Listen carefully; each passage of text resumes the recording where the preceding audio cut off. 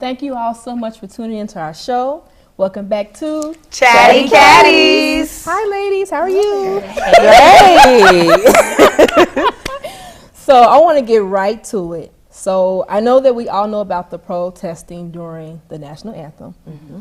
And I read online in the New York Times, it said that there were various high schools, some in Oak Park, some in Evanston, that was also protesting.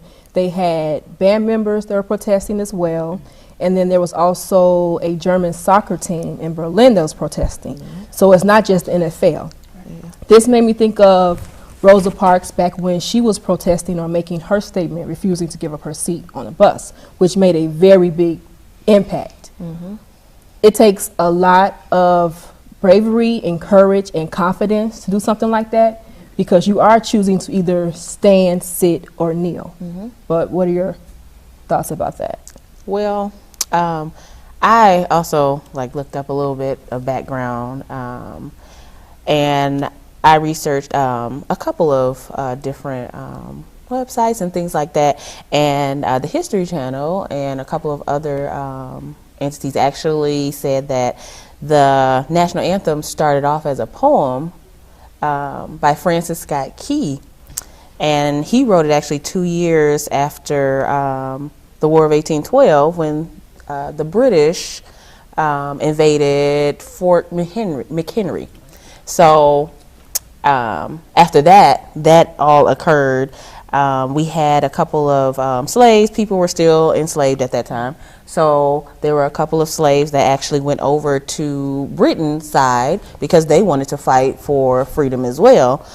So a lot of people don't know that there's 4 verses to the national anthem, mm-hmm. and what we only sing is the first 2. Right. But the last 2 actually talk about how they're kind of pointing out that those slaves that went over to Britain's side, this is what happens. If you get killed, this is the results, and mm-hmm. we will still stand firm, in our beliefs and our patriotism. So I thought that was really interesting. Mm-hmm. And it's weird to me though, because when I was coming up, we were only taught the first 2, yep. Mm-hmm. And not, even though it's a long, but still we were only taught the first 2. Yeah. I didn't even know there were for a long time. For a long time, or the history at all. Like you said, that, and I agree with you that what they're doing is risky to take a stand, because, like you said, those high school students, they're trying to figure out how they can punish them mm-hmm. for what they're doing, whether it's the band members or athletes. They're trying to figure out how, and the question is,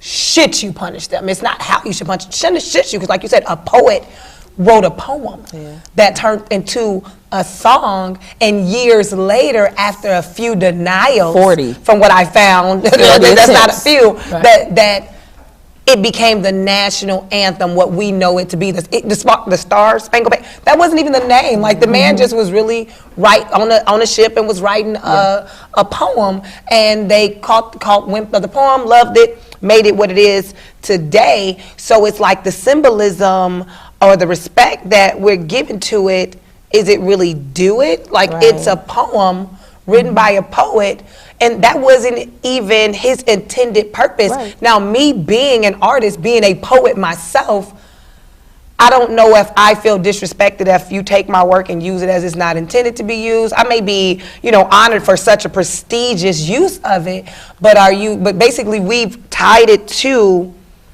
our soldiers. Right.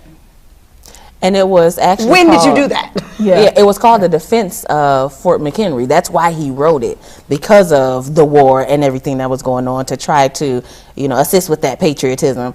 But I thought it was just ironic, because that's kind of the premise, it seems like, is, standing up for what you believe in and being able to, express your differences, but we're kind of, penalizing people, or trying to penalize people for doing just that. Mm-hmm. So I think that's interesting. And then the fact that it was actually denied 40 times before it actually was implemented as the national anthem, kind of, to me, shows okay, what were people thinking? Were people, did they feel like there was something wrong with it, and was that the reason why it was denied so many times? I just think that's really interesting, and it kind of puts things into perspective of what's going on in your research. Did you guys find that the kneeling came about, because like you said, there was a whole background before it became a larger platform for what was going on. The kneel came because a soldier, my findings, what I found, a soldier wrote to him, and he responded and had a sit down with this soldier, and the soldier said, well, this is what we do out of respect to fallen soldiers, and if, you know, maybe if you did this, less people will be offended, whatever the conversation was.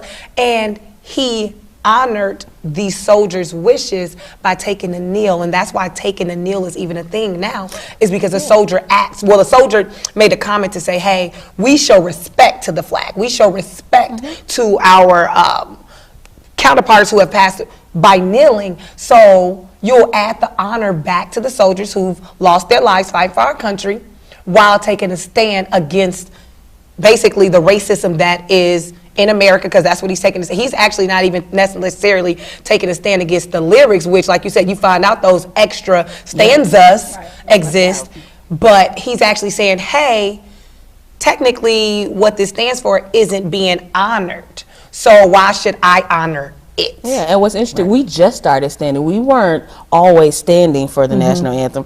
That turned into another thing we were trying to do to make sure we were more patriotic. And, you know, when we started using the national anthem in sports and things like that, people decided to stand as opposed to what we were doing initially. So I think that's interesting as well, how we've evolved, but yet and still we're still penalizing people for doing the thing that we're supposed to be evolving to. But it says basically educate yourself and know why you do what you do, because sometimes you're offended over traditions where is it really an offense? Is it really disrespect? Because that's what this comes down to. Is this really, because he has the freedom of speech. He has the right to protest. He has the right to demand our rights. He has the right to do all of that. The question is it, because basically it's taking a stance on you're spitting on, because now we all know it's a law. There's certain things you cannot do to the flag, and if you own one, there's certain ways to fold it, all of that good stuff. That's a law. A law versus a tradition, they are not the same thing. We're speaking of a tradition, and you cannot penalize someone for not taking part. And that's just like me and my family does this on this holiday or this said day, and I want you to be prosecuted because you don't join in. That's how I feel like this is. Right. It's a tradition. Is it and really? You know what, I understand is what you're saying, but some people, I think, take tradition seriously. Yeah, yeah. You know what I mean? They take it, you know, like when I was in school coming up, we were told to, if I sat down during the flag, I would get in trouble for it, you know. Yep. So as you continue to get older, some people do take tradition, no matter what it is, they take it, you know, seriously, very seriously. But I think times have changed, because like I did the Pledge of Allegiance when I was in school. They no longer do it. They took it out because I think it no longer applies, or once I think you did the history on it, people realized that maybe we shouldn't do this. So kids don't do it. This whole take a stand thing or the kneeling, he never told anybody really about why he took the knee. It was, from what I understand with my research, a journalist saw him do it. He did it for like 3 or 4 games, and then he snapped a picture. I guess once he was doing the research, he then found out why he was doing it. And he basically felt that, you know, the national anthem wasn't, you know, protecting all these blacks who were being killed in the streets by officers who were they were on leave, paid leave, for murdering black kids. So that's why he did it. He never went around and promoted it. It was basically a picture that kind of started the whole controversy. So him taking a silent kneel became a big deal. But if somebody doesn't, you know, believe in the national anthem, why can't they take a seat or take a kneel down? It's basically saying you have to believe this or else you're going to be penalized. So they didn't find him, but he hasn't been picked up on another team. Right. And see, that's the consequence right there. Right. Prosecution. That's what I'm thinking. Natural consequence. If you don't honor my religion, because that's just like in school with the national anthem, well, with the Pledge of Allegiance, I remember children were excluded. You could be excluded, like certain things that we celebrate in the U.S. based on your religion. You could be excluded without penalty. So it's like, if I'm saying I believe, my value system says, the question is, can you do that to people in America? Right. Land of the free, Right. home of the brave. Because it's like, is he standing up for what we believe in? Because that's really the question. It's like, that's what makes it such a, I don't know. You know, I hear what you're saying, that it's disrespect, but then I hear what he's saying. Are they one and the same, though? Right, and there's also a lot of controversy as to whether or not the national anthem needs to be changed. The fourth stanza was actually added like 30, 40 years, 1861. It was added later. So that kind of shows that it can evolve, you know what I mean? There's some room for change. So I think that kind of plays a large part into why people are saying, maybe it's time. Maybe it's time for us to move past this. Maybe it's time for us to alter this, so that it's more realistic to what we have evolved to, you know, as a country. And you know, it only takes one person to do something that may seem small, and it turns into something, you know, huge. Right. Like I said with Rosa Parks, she refused to give up her seat on the bus. And, you know, that changed so much. And it's just so many others that has, you know, done so many other things. But it only takes one person, and everybody's not going to agree what you're doing. But even if you reach out to that one person who's looking at you and they do it, then you may see another person that may follow, and then the next person may follow, and so on and so forth. But at the same time, it is definitely a risk, because everybody is not going to like or agree with what you're doing. Right.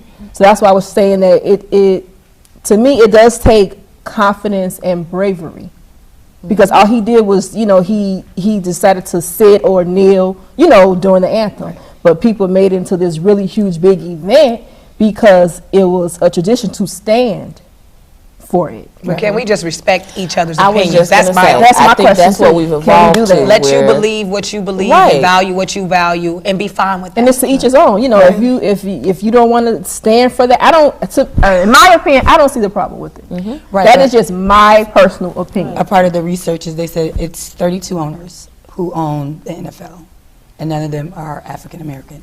And they kind of discouraged players to show their own personal showmanship Opinions. for certain beliefs. Anything. They just prefer them not to do that. But ladies, gotta wrap this up. I'm so sorry. It was just getting so deep, and my favorite word, juicy. I hate to stop it here, but those of you out there in TV land, I just want to also remind you that please keep in mind that this is American Diabetes Awareness Month. So please, please go and get tested at your nearest hospital, nearest clinic. Please go and get tested. Now, this is going to be a little off topic here, but the other day, I was on the internet, and I was just looking up different kinds of, you know, beauty trends. And I saw some that were pretty interesting, and there were some that were pretty strange. I don't want to talk about the one that, yes. I want to bring up the one that was strange. Now, it's a website called Mashable.com, okay? And they give you a listing of different kinds of trends. Right. Now, it made a statement saying that there are two types of beauty trends. You have some that are real and some that are just the internet. Right. This particular one that I saw that caught my eye, I don't think it's real. I think it was just for fun or for kicks, but I'm going to tell you anyway. So there was a picture of a woman, and she had nose hair extensions. Let me tell you how she did it. Oh, my goodness. She took the false or fake eyelashes and got the glue and glued them into her nose. And I looked at, you know what, to be honest with you, they said that it was trending on Instagram. So I said, let me check this out. Let me see. I died. It's a picture of someone who has false lashes glued to her nose, and they're saying that is now trending. Where? And I think that's weird. Trendy, like everybody looking at her like she crazy, not trendy like I'm about to go get some hair now. And that's true. Right? And everything also on the internet that's trending is also not real. Some things, like I said, it's just for kicks. But that is so weird. It looked like she had a spider, like spiders in her nose. It is weird because people don't do that. People do a lot of stuff for attention on the internet. You want to go viral. Maybe she's promoting artistry, a business, or she just, because you know, some people, like you said, just want the fame. And with the internet, especially Facebook, Instagram, all the social networking, it's easy to be widely known for anything, you know. It's making my nose tingle. I have a number of people I follow on, you know, that are simply funny, or it's, you know, I almost shouted somebody out by accident, but because they parody popped in my head. But so anyway. So maybe I can't. I was like, anyway, twinning them, you know. I'm sorry, I done fell in love with those girls. They're actually from Chicago, y'all. Twinning them. Anyway, so, but it's easy. And I think when she had that idea, now I can't fathom someone walking around with because first of all, it's unorthodox to even for women, especially, to have facial hair. You know, and I know maybe you're making a stance, but nah, I think, like you said, that was not real. It was on the internet for some hits. Right. Because hey, YouTube pays you for hits. So go ahead. I mean, if you're gonna glue some, now if you walk into work, please do not pardon my staring, because I'm not asking you to, and please do not pardon my jokes that I'm making in the corner, because I got a whole bunch of them. Right. I mean, there's people who actually have like hair that grows out their nose, and they're trying to like get it snipped. So it's not attractive. So why would you want to do it? And it's not comfortable. It should itch. Like, what you think about like? It's definitely like, it's not trendy. She's trying to get attention on the internet. At one point, and this is actually true, you saw women with the mohawks. You know, boys and girls having the mohawks. You saw boys and girls, men and women, with half their head being shaved. Right. So that's another thing that was, I don't know if that's still trending now. I don't see it as much. My daughter has her hair shaved on the side. I was going to do the patch. To grow it back, but it's trendy because there's so many different hairstyles you can wear with it. That's another thing that's trendy. Orange, blue, green. That's another thing that's popular now. The purples, the blues, but that's trendy because it's something that's been going on for a while. Not hair coming out the nose. Because fashion basically repeats itself. Exactly. And those haircuts, the mohawk, shave size, like I have an undercut under my hair. This stuff it's not new. It repeats itself. Now, it may have been a different culture than you see it in now, because you wouldn't have seen so many. Cut me up. No, it's just, seriously, remember Salt and Pepper did that like 80s? When they came out, 1988 with the whole leather jacket. And I remember, because I remember being in like the kitchen, my dad like, skinny jeans. Too far. Men that's wearing the skinny jeans. Back then it was the baggy look. Yeah, now it's the guys with some be a little too. If we got to argue over jeans, I'm not dating you fellas. But so I think just disclaimer. Tight, I mean, I'm cool with you don't have to be baggy and hanging off your butt. Right. But if you look thicker than me in your jeans, then we probably got a discussion. It's a discussion. Like, don't be mad you walk past me and I be like, that fat booty, something, because it's like, I mean, what are we portraying? What are you talking about? What are we saying here? And I've seen some men in some attire that I'm like, I would totally wear that whole outfit. Yes. That's a problem. You mean? And I'm not even talking about metrosexuals, because metrosexuals have always, I'm not dating you either, but we're not sharing that line. So but yeah, and do you guys remember the what's it called? You know how we got shirt dresses? Tunics. They had came out, no, not even a tunic. They had came out with, and it started with the rompers, or what you're talking about? Girl, no, please. Even though guys, it was a shirt dress. Rompers. It was a shirt dress. Yeah, it was a shirt dress. Now the romper, they tried to remind us with Jodeci and them, like, hey, they had a romper. That's a jumpsuit. That's a romper. That's a jumpsuit. That was big overalls. Yeah. Different story. They're not the same thing. I wear a romper. We're at that age, or right now, it's like that. Everybody feel like they can just wear whatever. Like, they can try things. Like, there's certain things. No, I don't want to see a dude in a skirt. Like, it's not okay. There's certain things I think that even though it's trendy or you can, doesn't necessarily mean it's acceptable. Skinny jeans should be skinny, meaning they should not be really loose, but they shouldn't be fitting tight. I've seen some guys like, dude, Them a little tight, like they should not. Because when you, I feel like women wear their jeans more like fitted. If your jeans is snuggy on your thigh, then mine's are. I can see that you hippie. You know, like I can see that you hippie. I don't think in my opinion, no man should be wearing skinny jeans. I think it should just be for the women. Yeah. But in my opinion, wear straight slim or straight, because that's what I don't even like those. I like to see guys in not their pants hanging down to the floor. No, not with but I like to see them in baggy pants. I just don't like the straight, and I don't like the skinny jeans. Oh, I've seen. I don't like them too baggy either. I've seen like, they sagging. Be skinny with these. I've seen sagging with skinny jeans, and so their butt was sitting on top of the skinny jeans, so it was tight, but then their butt was sitting on top. I was like, this has gotten, you know. Now to me, I have my own beliefs on feminizing, you know, our males, but that's my belief that that's what it is. Because, you know, they're cool with putting on dresses, they're cool with going in our section and putting on Uggs, they're cool with basically in the name of different. Because that's what it is. I'm different. Hey, I'm different. I promise. I've never met people wanting to be a weirdo until that came. Because I've been a weirdo all my life. But then all of a sudden, all these trendy weirdos popped up. That's a difference, though. To me, it's because they're trying. Yeah. And so therefore, I'm going out my way. I seen a dude in a full rumper. But it was a lion rumper in the hoodie had fur. If you don't First of all, it was on the internet, and I could have died, but he was dead serious on how fly he was, because he had his Tim's on, and he was like, ain't nobody out here rocking this, and I was like, he was right though. I'm sure nobody he wouldn't fly from nobody's side. Like if he got on a rumper, that was a lion. We're all looking at the same thing. He's not looking at women. He's looking at, you know what I'm saying? Like when you see men dressed in rumpers to me like that, like those are guys that indirectly they're pretty much telling you how they're rolling. They're more on the woman's side because. But you know what? You have, and I won't mention names. However, you have some rappers that wear skirts. So that's wedding dresses at concerts. So sometimes when kids see that, they may think, "Oh, that's okay." You know what I'm saying? We have some celebrities that are men that are rappers. When they're at their concerts, they have on skirts. Are these rappers though? I'm sorry.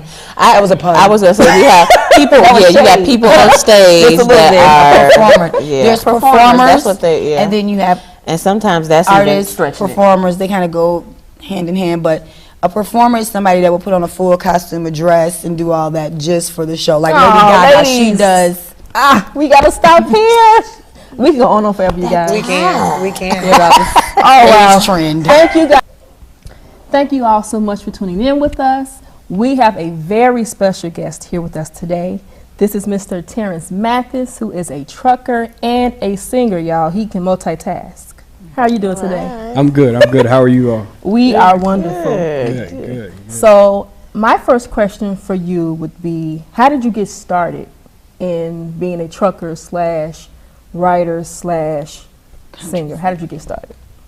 Well, I actually started when I was 13. My dad put me in a truck, and said, "Hey, you got to go." I started writing the songs as I got out on the road, and we had tape decks and. If you tape deck, you got to stop and put tape, and the only thing we had to listen to was whatever was on the radio. And, being out in Iowa and, in those places, you only had country music and classic rock. So because I had to listen to it, I said, well, I'm going to do it the way I would like it. So I put a trucker's twist on it. Nice. Yeah. Cool. That's it. So what is your stage name? Jake Break Junkie. Jake Break. Wow. Jake Break Junkie. That's cool. Yeah. Is that your favorite kind of music? Is it, or do you have others? Well, I like all music. Okay. And I do all music too. I do rap. I rewrite those also, and R&B. Nice. I try to do them all. Cool. Oh yeah. And so you got known. Well, you're sitting here with us.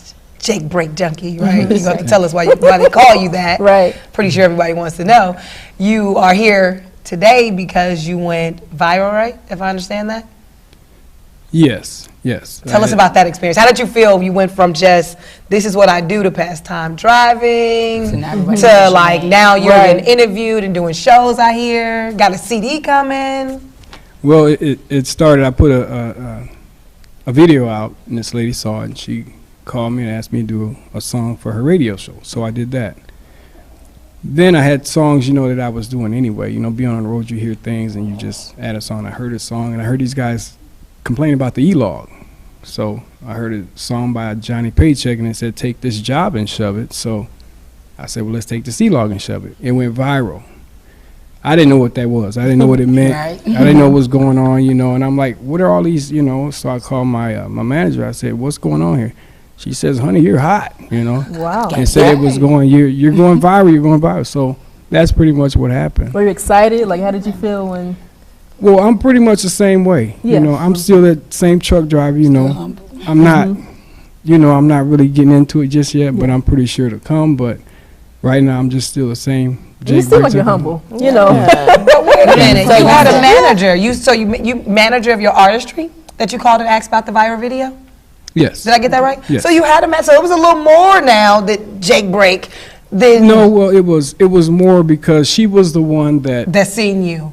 that asked me to write the song for her show, Okay, and then I there wrote you the go. song for her show, and then she just kind of took it on to Got where, it. hey, I got something for you. I got a truck stop for you to do. I got this. I said, what? You know, so it just went to her as being my manager. Okay, so before Tell us about viral, your performances. so before like, viral, she filmed. That's performing. what's up.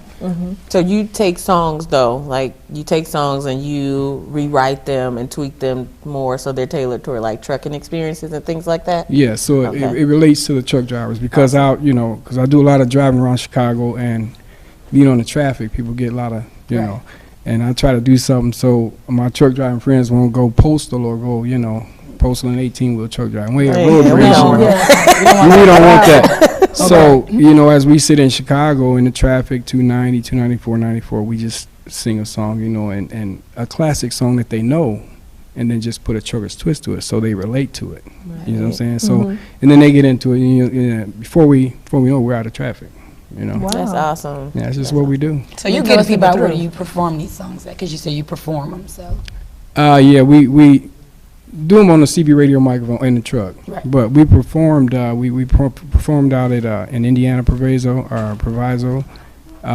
Ohio. I was down there.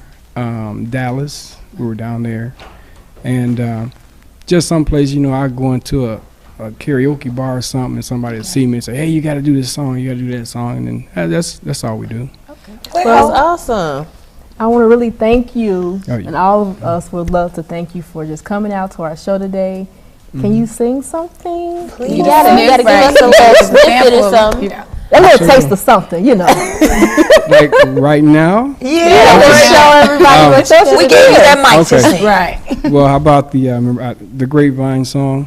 Okay. And this is about, you know, there's a mountain out west. They call it the Grapevine. So I rewrote that song, or I tried to, and I put a little trucker's twist on it. And it goes like this. This is Merle Haggard. Mama tried, but I put a trucker's twist to it, and I call it my bad days. Here we go. When I first began rolling, I was a lonesome horn blowing. I had trucking dreams of hugging them wide lines. Now I'm in my big rig leaving town. New Orleans is where I'm bound. I'm gearing up and you know I'm hammered down. A lot of my trucking friends are gone. The Lord came and took them home. He's got gear grabbing angels in the sky. But there is one thing that I'm knowing, that one day I will be going up to the trucker's paradise up in the sky. Till then I'm grabbing gears and rolling all across this USA. My good days, they outweigh all of my bad days. My bad days, now I climb back in my big truck and I'm grabbing them gears again. I just wanna give a friendly wave to my trucking friends.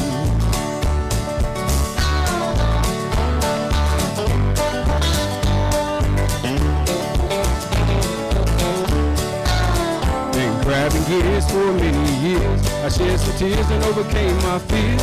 I guess that I'm addicted to the grind. 5 million miles still trucking strong until the day that I go home. There'll be another gear grabbing angel in the sky. Till then I'm grabbing gears and rolling all across this USA. My good days, they outweigh all of my bad days. my bad days. Now I climb back in my big truck and I'm grabbing them gears again. I just wanna give a friendly wave to my truckin' friend. Real happy. Oh, Jake Bray Junkie. Y'all be safe, be careful, and God bless you in your travels.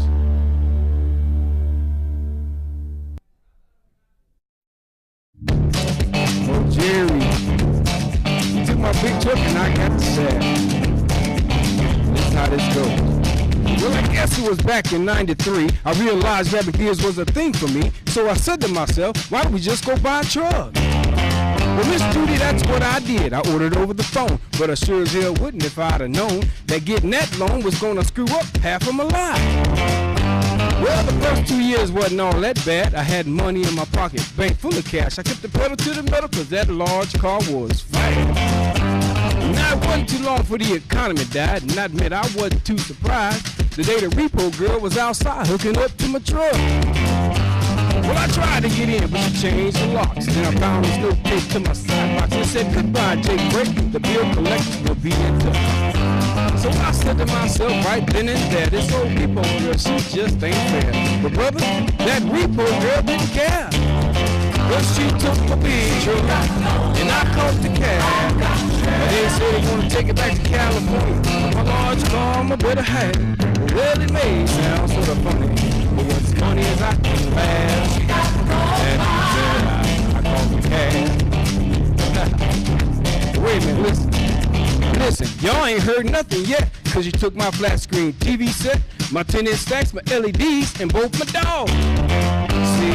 And then she started talking about the repair costs. 2 tires that were worn, the log that I tossed. Didn't take me long to figure out how far and toward it I was. Now I'm telling you, they made a mistake, cause it adds up to more than Jake Break, man. Besides, everything that they have for taking, she's already took. Now they got my rig down in California, and I'm stuck in this rut with pneumonia, asking myself, why did you buy that damn truck? But she took my big truck, and I caught the cab. They say they're gonna take it back to California. I'm a large car, my better hat. Well, it made me sound so funny. What's funny is I can't laugh. I caught the cab. Little repo girl came and got my big truck. I tell you what, I'm gonna keep my big truck running these days, but I'm just waiting for it to do what I do. Guess what? This is what she did. Well, she took my big truck, and I caught the cab. They said they're gonna take it back to California. My large car, my better hat. Well, it may sound a little funny. What's funny is I can't laugh.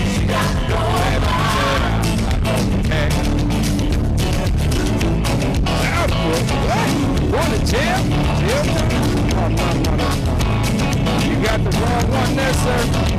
What? Oh, no. Still ain't me, driver.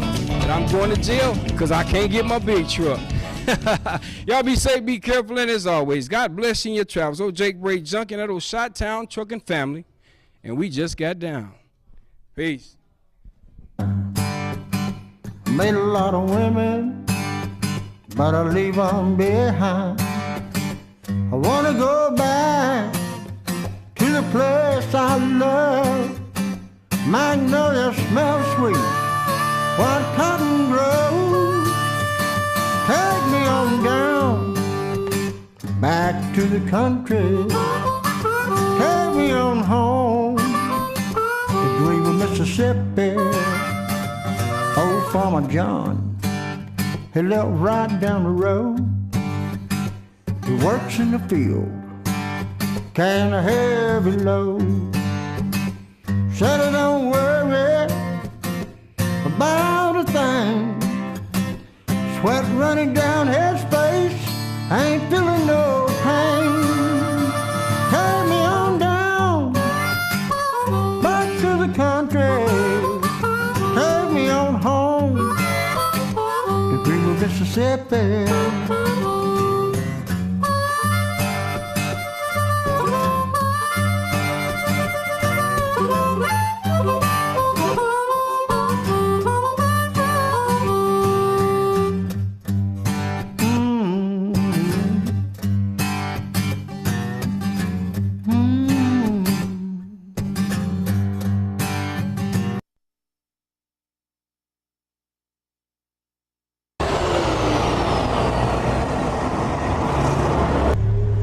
Hi, I'm Vinny Diorio with Roland Transport from Richfield, Wisconsin. This is my 2005 Custom Pete 2008 Mack trailer. Up front, we started out with 20-inch Valley Chrome bumper. Got a car hauler front axle with airbags, so it's slammed right into the ground.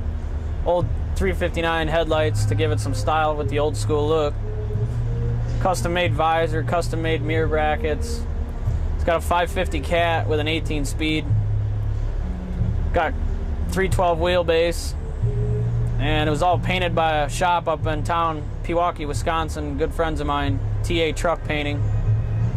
Go in the back, we smoothed out rear fenders, smoothed out battery boxes, 8-inch pipes that got hooked up from Quad Cities Peterbilt in Davenport, Iowa. And we got rear fenders that are custom made. There ain't nobody else in the planet that's got them. I had a buddy of mine make them for me. The only ones around. On the trailer there, we got a 2008 Mack trailer with a quick draw tarp system on it with a matching orange curtain so it matches my truck. Painted the frame on my trailer. Got 12-foot spread, 51-foot trailer.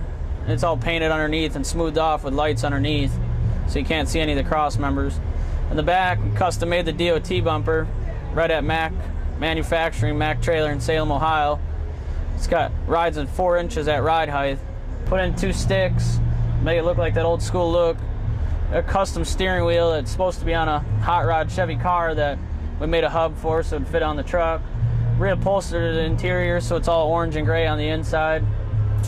Put a 359 hood strip in the floor so it matches the top of my hood just to keep the flow through the truck. Reupholstered my seats and everything gray and orange so it all matches. Put a different steering column in it so it can sit down low, because the way I'm sitting here is the way I go down the road.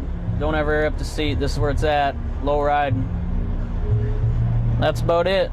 Hey, Vinny, can we take you down the road? Let's do it.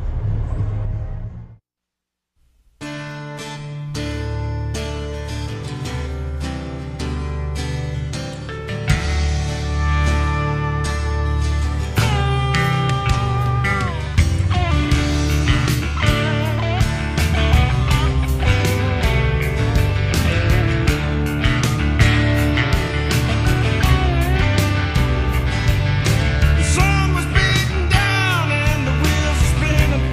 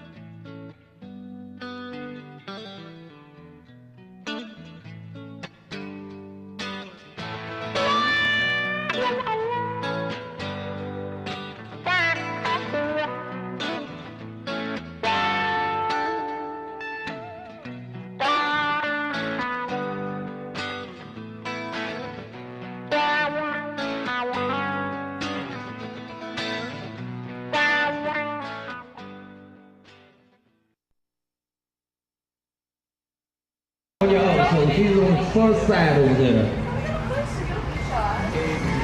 Ready? Now open wide.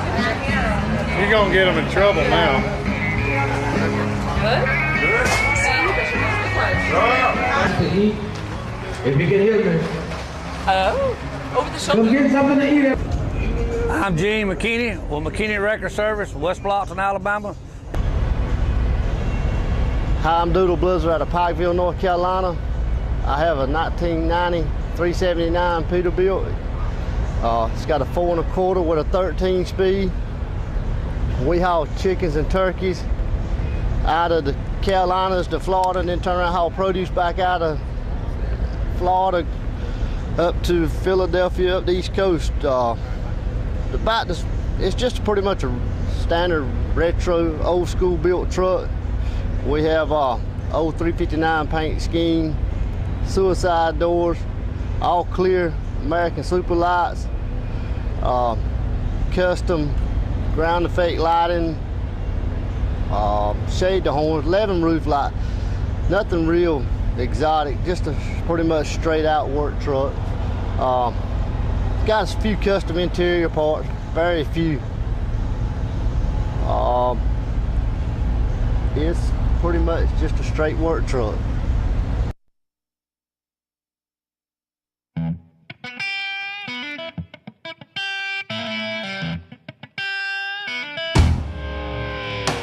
Doodle fluid chicken truck, loaded to the max.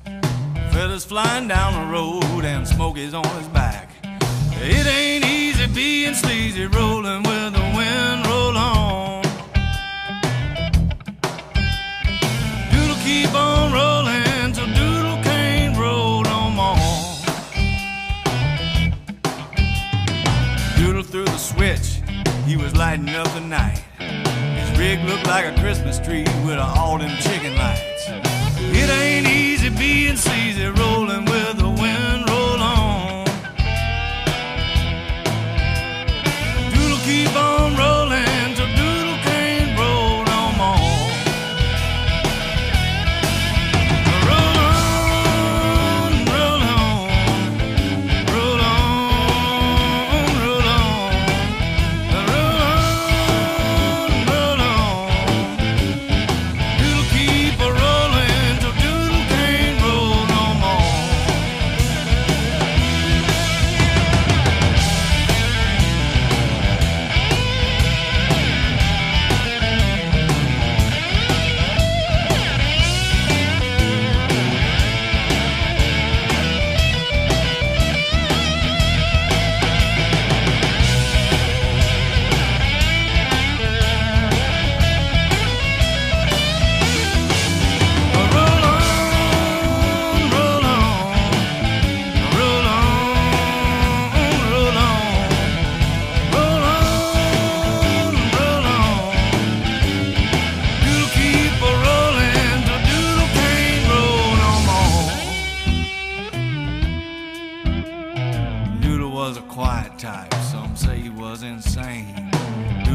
Talk that much, nobody knew his name. Doodle used to drive all night carrying his chicken load. Doodle was a trucking man till he ran out of road. Roll on, roll on, roll on, roll on, roll on, roll on. Doodle keep a rolling till Doodle can't roll no more. Roll on, roll on, roll on, roll on.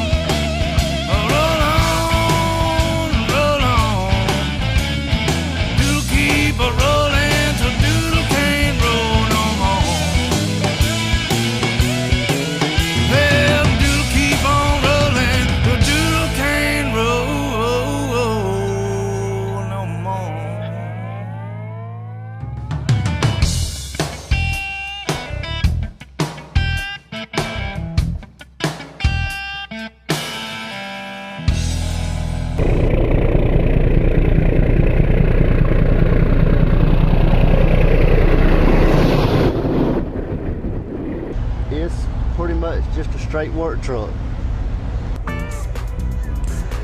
I'm Gene McKinney from West Blockton, Alabama.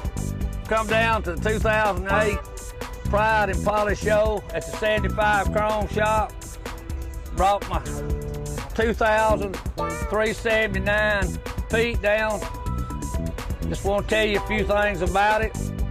I have a Valley Chrome bumper. I have spinners on it. Steve Brazier from Showtimes in Trussville, Alabama did my paint work. Stainless steel boxes and tunnel lights from Valley Chrome. And a lot of the other things that's too much to talk about. That's good enough. That's about all I know.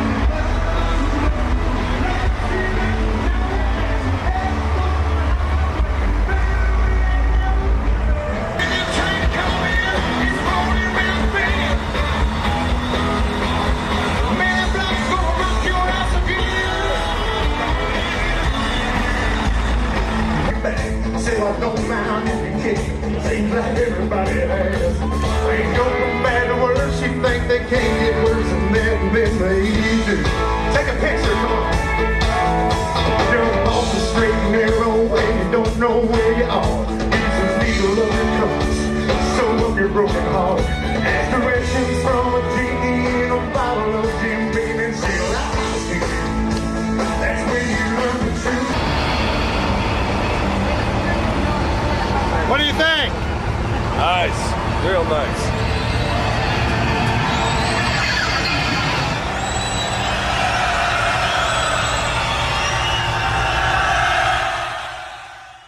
Careful, careful, careful.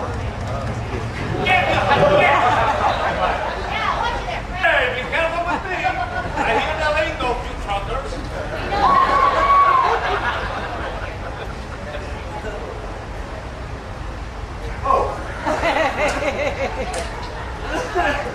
Now you're mine.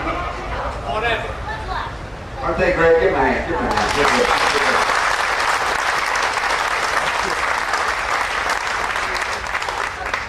Okay, now we're going to do a little later. Okay, best sip show combo goes to Brad Case.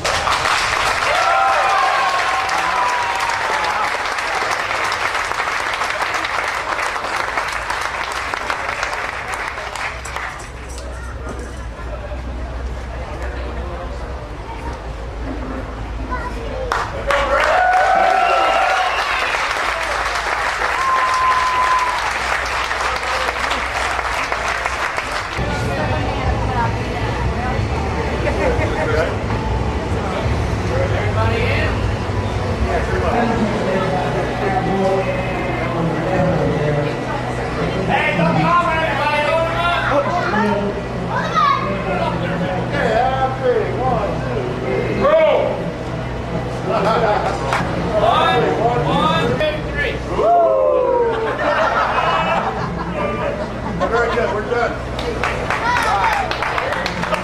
All right, big trophy winners. I'll see you in about 5 minutes. Yeah, we'll see you in 5. Hiya, though. Give me bean call. Whenever you're ready, I'll be by the truck. Okay. Well, if you couldn't come here and see the 10th annual 75 Polish and I guess it all. Pride and Polish show. Oh, it's Pride and Polish show? The Pride and Polish drunk show. Then you missed it. Yes, you did. Too bad. Big time. We were here. So come on next year. So yeah, we wait for you right here in Wildwood. Wildwood, honey. It's Wildwood? Wildwood. That's what I'm saying, honey. Speak English. That's what I'm doing, but I can make it for my English. That's English? I'll say.